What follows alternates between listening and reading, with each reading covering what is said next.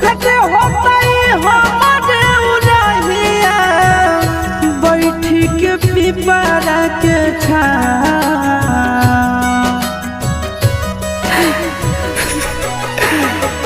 देखते होता हमारे उड़हिया बैठी के पिपरा के रुक रुक रुक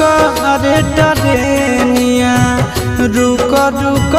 रुक रे टरेनिया ले ले चल जनुआ के गाँव रुक रुक रुक रे टरेनिया।